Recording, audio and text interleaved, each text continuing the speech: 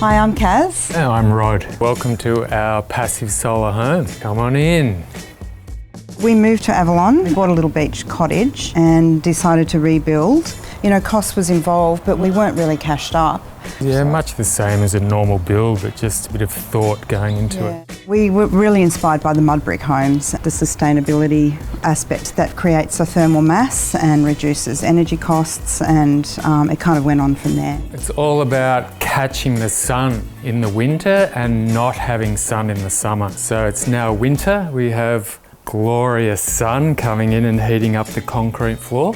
At night it gets right down to 7 degrees, but inside the floor is like 20 degrees. We do have a fireplace, but obviously we don't need it all the time. This wall stays very warm because it's catching the north sun and it's close to the fireplace on the inside, so it's a really good heat bank.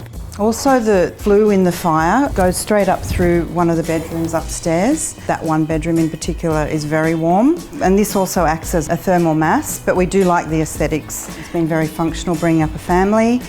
We've got the heat bank going up as well. We carried it straight up through here, so it would have that effect here as well. Yeah, so it's all designed so we can really open it up. All the louver doors. And we've got a sliding glass door so that the breezes can blow straight through. Yeah, we catch the nor'easters straight through the house, blows any hot air out instantly.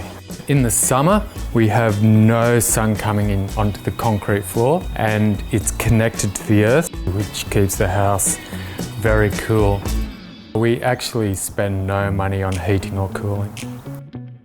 So passive solar, it's using the climate and the actual materials you're using to reduce energy costs, and it creates a comfortable lifestyle.